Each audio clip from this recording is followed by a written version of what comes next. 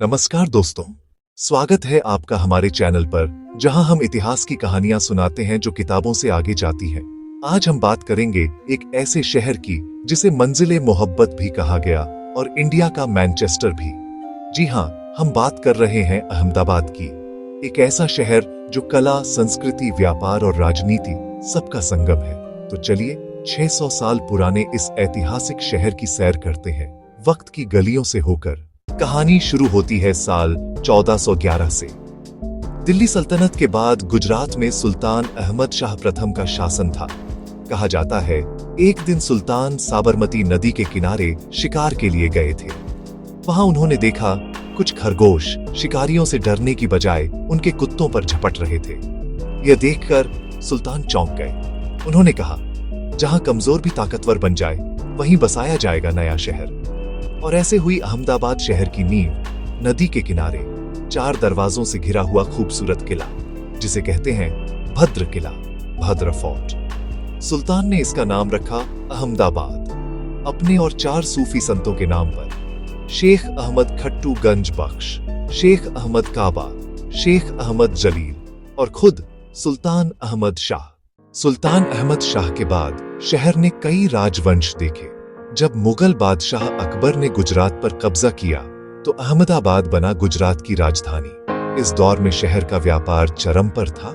यहाँ से रेशम, सोना और कढ़ाईदार कपड़े दुनिया भर में निर्यात होते थे। मुगल काल में बने कई मशहूर इमारतें आज भी इस शहर की पहचान है, जैसे सीधी सैयद की जाली, जिसकी पत्थरों की नक्काशी इतनी बारीक है कि इसे पत्थर में कविता कहा जाता है, और जामा मस्जिद, जो उस समय भारत की सबसे बड़ी मस्जिदों में से एक थी। 17वीं सदी के अंत तक अहमदाबाद मराठों और फिर अंग्रेजों के अधीन आ गया। ब्रिटिश शासन के दौरान शहर ने औद्योगिक विकास की ओर कदम बढ़ाया।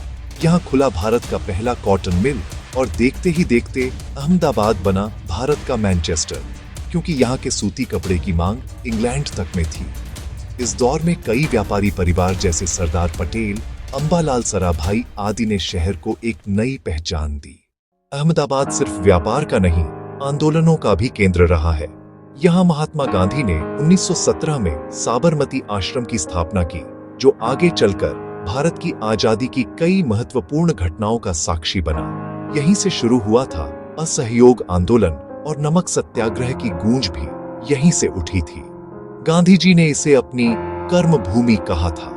आज भी साबरमती आश्रम शांत और प्रेरणादायक वातावरण के साथ हर भारतीय को उस दौर की याद दिलाता है।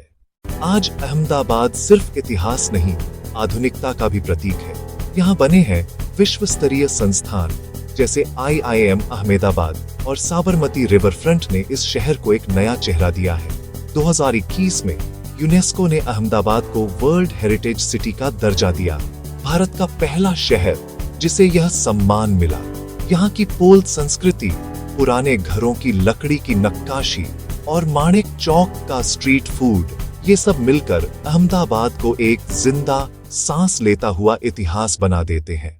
तो दोस्तों, ये थी अहमदाबाद की 600 साल लंबी कहानी, जहाँ हर ईंट में इतिहास है, हर गली में एक कहानी है। अगर आप कभी यहाँ जाए तो सिर्फ घूमने मत जाइए, बल्कि उस मिट्टी को महसूस कीजिए जिसने भारत की आजादी और संस्कृति दोनों को आकार दिया। अगर आपको ये वीडियो पसंद आया हो तो लाइक कीजिए, शेयर कीजिए और हमारे चैनल को सब्सक्राइब करना मत भूलिए। अगली बार हम लाएंगे एक और शहर की ऐतिहासिक यात्रा। धन्यवाद। जय हिंद।